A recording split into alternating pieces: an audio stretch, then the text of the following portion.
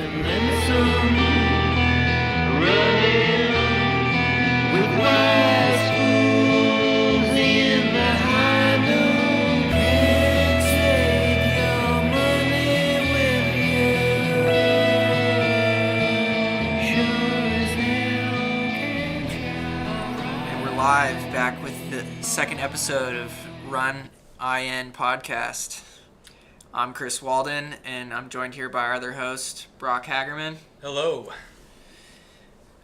So in episode 2 here, we're going to do a little run-through of some Indiana alumni updates. A lot of good Indiana alumni doing good things in the NC2A indoor season.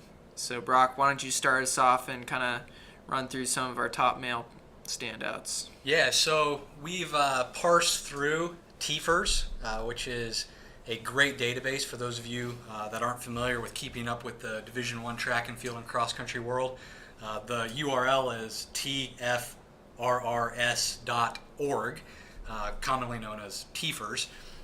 But every college performance, D1, D2, D3, NAIA, is recorded in this database. So we've parsed through some of the great performances this year for the indoor season with any Indiana connections that we've spotted. We're bound to maybe miss a name here and there, so if we don't name someone who you know is on that top 75 list, Please don't hate us. yeah, don't hate us, and feel free to get at us on social media, send us an email, because our goal is to recognize all of our native Hoosiers here and what they're doing at the next level. We have to cut off our list at some point, so we're kind of looking at that top 75 range in D1 and any Division II, NAIA, Division III type equivalent performances. So starting with the men in the 800 meters, Cooper Williams, he's been running extremely well at Indiana University over the past few years. He's sitting at number 19 in Division I right now with a recorded performance of 149.09 in the men's 800. I think right now the cutoff, Chris, for the men's 800 qualifying is... So there's a 148.7 and he's in. There's a 148.8 guy and he's going to be sitting home. And real quick on Cooper Williams, I didn't really know this, but I think his background going all the way back early in high school was more of a 3,200 distance type person. And man, to see him crushing it in the 800 now, become such a speedster is pretty awesome. Yeah, if I'm not mistaken, he's number 2 all time historically from the state of Indiana. If you look at the overall alumni list, so yeah, he's found his niche in the 800 meters right now at Indiana University. We also have Jalen Royal, who's making a name for himself as well at Indiana. A freshman in the men's 800, ranked number 45 in Division I. He's a product of Fort Wayne Northrop, just running in the IHSA state meet less than a year ago, already making noise at IU with a 149.81 as a true freshman. Cooper, mind you, he's a redshirt sophomore, so he's in his third year at IU, but Jalen's clearly benefiting from a fast training group at IU, wouldn't you say, Chris? Oh yeah, I'm sure getting to train with Cooper has helped a lot, and they got a nice little mid distance group going on down there, so I'm sure they're all trading reps and workouts and helping each other out down there. And if I'm not mistaken, I don't know if Daniel Kuhn, a Shelbyville product from Indiana, I don't know if he still has eligibility remaining down at Indiana University, if he's still hanging around. We'll have to look that up for our next episode. But between Cooper and Jalen and possibly Daniel Kuhn, if he's still around, they have a speedy group down there, that's for sure. And then speaking of Cooper, he is the lone Indiana product who's in the top 75 in the men's mile in the NCAA Division I right now, just squeaking in at number 74 with his 404.55 from back in early January. So we don't have many milers from the state of Indiana that are making noise quite yet, but to be fair, you have to be running extremely fast in the men's mile to make some noise. So Yeah, it's pretty crazy. I remember years past people would marvel like, oh man, there's sub 4 milers not making indoor nationals. And yeah, the case holds true. Right now it's taken 3:59.39 to get in. So and I'm sure there's going to be a lot more faster times coming in as the deadline to qualify for indoor nationals approaches. And it's going to be interesting to see what Coach Helmer and Coach Poor at IU do with Cooper Williams over the next few years. Obviously, he's in his third year at IU, a redshirt sophomore, so he still has a good solid 3 years left at IU. So that 404 this year, kind of testing the waters in the mile, bumping up from the 800. Wouldn't be surprised, by the time he finishes at IU, if he's a true miler going for some fast times, national places, All-Americans, dare I say national championship. Go ahead. I bet they were kind of probing him to maybe see how he might do in the DMR coming up at a conference meet, kind of try him out in that mile, see, with Jalen doing so well in the 800, maybe Cooper might move up into that 12 or 16 spot. So, yeah, I'm sure they were glad to see him hold his own up there, getting that top 75 in the mile. Yeah, and IU has some other talent. Obviously, we're only talking about kids that have Indiana roots. But Kyle Mao right now just ran, I think, 357, 358 in the mile for the Hoosiers. I'm not sure where he's from. He's not from Indiana. So they have some solid legs. And then not to mention their distance stud right now, Ben Veach from Carmel. Also a redshirt sophomore with Cooper Williams. He's thrown down some great distance times lately in the 3,000 and 5,000. So he could be a candidate. Ben Veach could be a candidate for the DMR. Sounds like they might have enough middle distance legs. They might not need his services there. But speaking of Ben, what's he done in the 3K and 5K? Yeah, so we mentioned a few weeks back, Ben put down a 756, and I think I was predicting he had a little bit more in the tank above and beyond that, and boy, sure was that prediction right. He put down a smoking time of 13:40 this weekend, which is slightly faster than 4:23 per mile. So yeah, that's about 65 per lap. Yeah, that's just astonishing. I think that's like around top 15 ever Indiana 5K time. So yeah, I'm glad to see Ben doing good things. You probably figured a little bit longer distance might be a little bit more his style, or suited to his kind of strengths. So yeah, it'll be exciting. I hope that's the way the NC2A D1's going right now. I hope that time will keep him in the top 16 and he can make the big show. But man, I'm not going to be surprised anymore because just it's insane. Everybody's running just way too hot. Yeah, and Ben's 1340 is currently number 11 on the descending order list for Division I. And for those of you that might not be brushed up on your qualification standards, for NCAA D1 indoors, it's generally top 16 that qualify for the national meet. Obviously, that's top 16 declared athletes. There's some scratches, injuries, and there's a few weird rules where there can be more than 16 in an event. But if you're not in the top 16, you're usually pretty nervous going into the last few weeks of the indoor season. So he's currently number 11. He seems to be safe right now, but number 16 is at 13:42, only 2 seconds behind him. So it's anyone's game right now. There could be a few fast meets left. So I doubt he's going to defend his position with another 5K. Probably just hope for the best, I would think, at this point. So.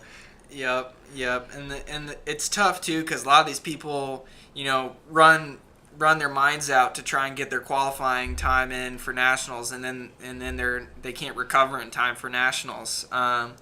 So I think he's just gonna try and sit on that time, and hopefully he makes it in. That way he can pop a big one at the big show. And that's where a lot of people philosophically they don't like descending order qualification at the NCAA level because it rewards guys that just go to fast meets, schools that can afford to go to fast meets, time trial type efforts, and not necessarily championship racers, which we'll talk about this in later episodes. There can be differences between time trialers and championship racers, but hey, the system is what it is. When you get to outdoor NCAAs, it's a completely different qualification. It actually rewards a lot of championship racing style type athletes at the regional level. But going back to the men's 3K, obviously, Ben has ran that 756 a few weeks ago, which he's sitting at number 28 in Division I. Can't say that he has a chance at qualifying. with that time right now in the 3K, unless he pops a fast time at a conference meet or something coming up. But we also have Curtis Eckstein from Purdue a few weeks ago. He's ranked number 69 in Division I, a product of Oldenburg Academy, former cross country and 3200 state champion in Indiana. He's sitting at 8:04.73. So I'm sure he'd like to crack that 8-minute barrier by the end of the season if he gets another crack at it. And then we have Zach Panning, Grand Valley State, Division II, Fort Wayne Concordia product. He's sitting at number 3 in Division II with an 8:01.12. So he got awfully close to getting under the 8-minute barrier there. And that's a time that not only is number 3 in Division II, but he would be clearly ranked in probably the top 60, top 50 range at the Division I level. So Grand Valley State is a great Division II program. I would love to talk with their coach sometime because he develops some major talent there from a lot of kids from the state of Indiana. So kudos to Zach and Grand Valley. So yeah, Zach would be 49th, I believe, on the current descending order list. So yeah, number 3 in D3, top 50 D1 time. And then going back to our 5,000 meter list, we've already talked about Ben Veach at IU, redshirt sophomore, doing his thing at number 11. We've got Kurt Eckstein again, being more of a 3K, 5K, eventually 10K specialist.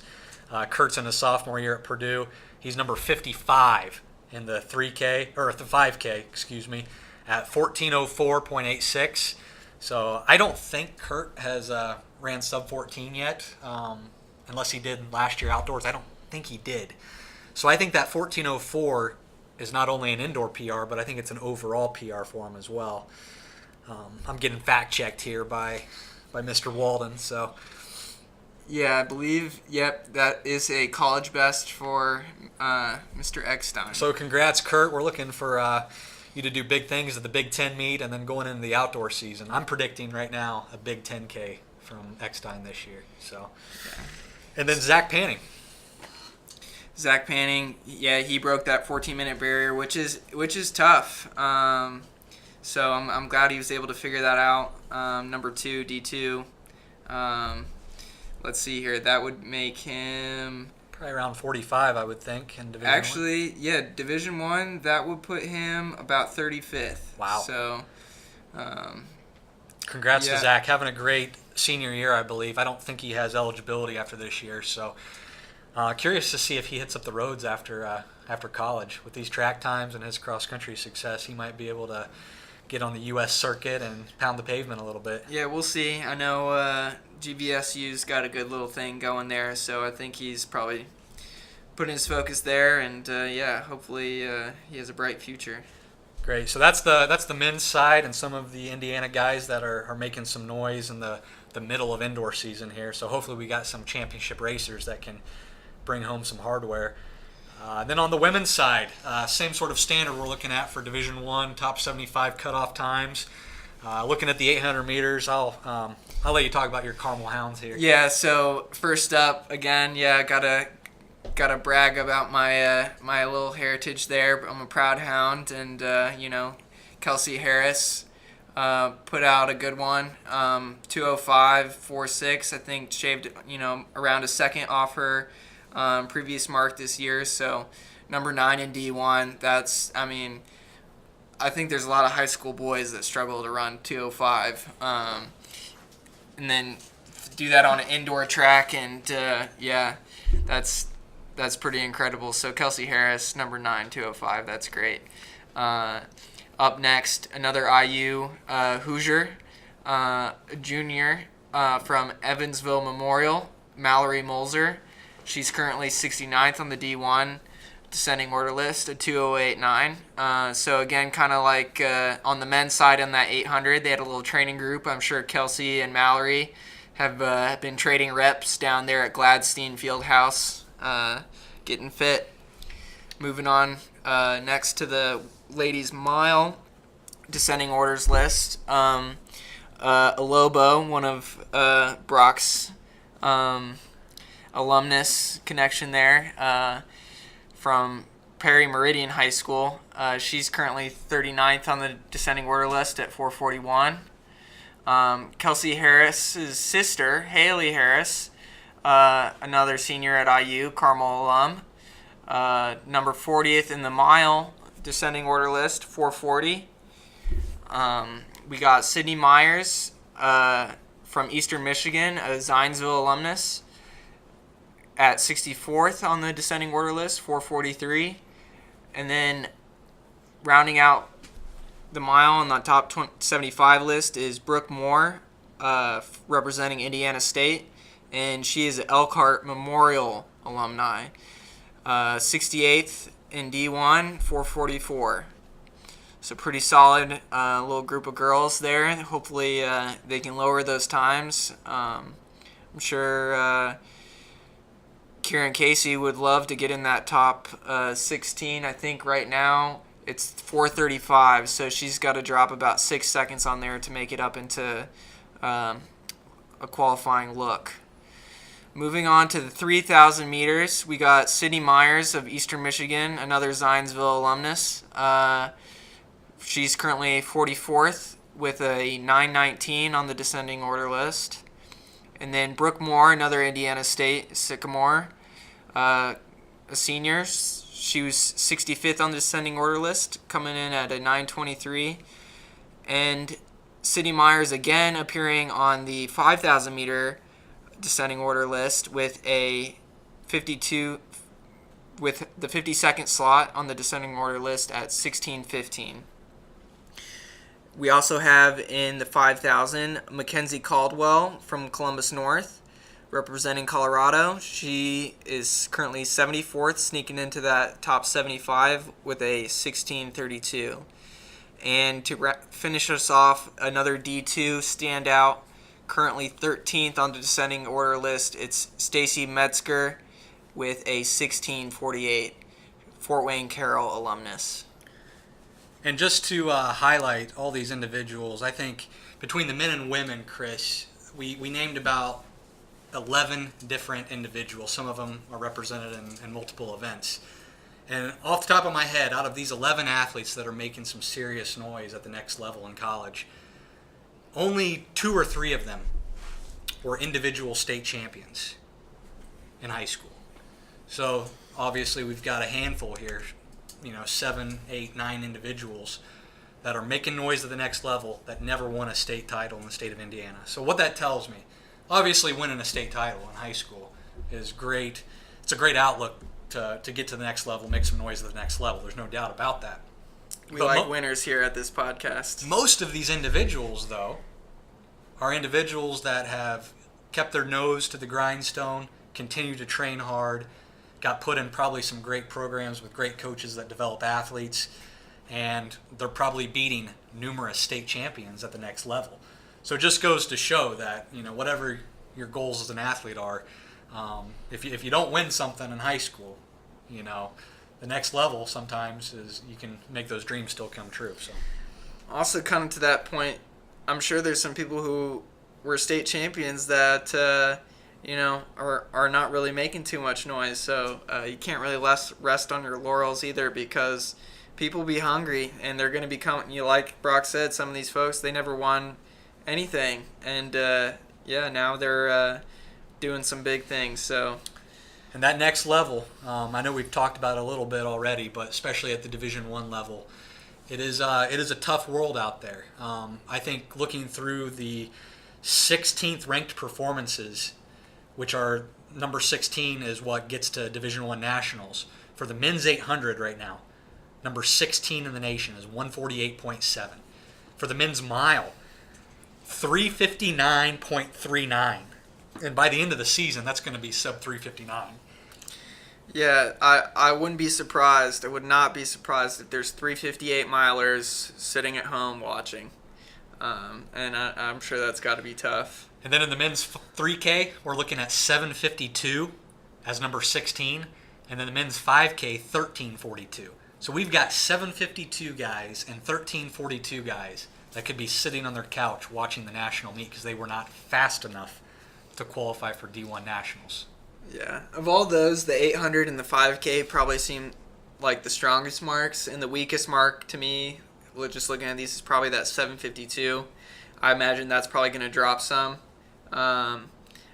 So yeah, I wouldn't be surprised if there's like 750 or 751 guys that end up not making it in the 3,000. The indoor national meet's just really hard to make. It's a really, really tough meet to qualify for. And in some ways, I think it's good that kind of the indoor and outdoor seasons have, like Brock said, kind of different styles of qualifying, kind of to maybe let those time trialers have their time in the limelight. And then in outdoor, kind of those championship racers. And just for a little more perspective, that the men's 3K and men's 5K, that 752 qualifying mark right now in the 3K, that's equal to an 8:24 3200 for those who speak high school times. 8:24. So we're looking at 411s, 412s per 1600, sub 63 quarters. And then the men's 5K, 1342 is high 65s per lap.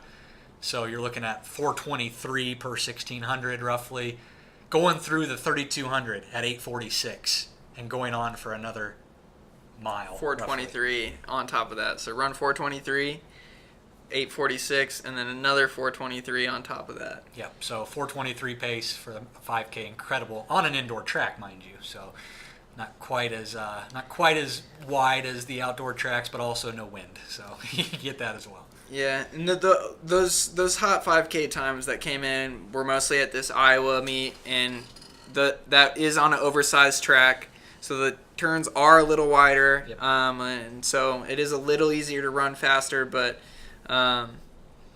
yeah, not quite like the outdoor track. And then on the women's side, we're looking at qualifying marks of 206 in the 800 right now. The women's mile qualification sits at 435. The 3K is at 907. And the women's 5K is at 1542 to get into that top 16, currently halfway through indoor season. And so for more perspective on that 3K, 907 in the 3K, that's like a 944 3200 equivalent, which is 451s per 1600, sub 73s per quarter. And that 5K, 1542, that's 501 per 1600, going through 3200 at 1002 and still going on for 4.5 more laps. So absolutely ridiculous, Chris. I don't know how we survived Division One. I certainly didn't find much success, but I think it's just getting crazier and crazier every year. Yeah, I don't like. I think the national high school record for girls 2 mile, I don't even know if it's 9:44. It's right about there, and there's 16 girls in February that are smashing that. It really doesn't make sense, but yeah, kids just be working hard. it's absolutely crazy. And the good news, though, is we did survive. We are alive. We survived Division One, but that's all we have for Indiana Division One updates for this week. So. And before we go, we'd just like to give a thanks to one of our sponsors, MileSplit Indiana, for being the home of the RunIN podcast. And then some running with wild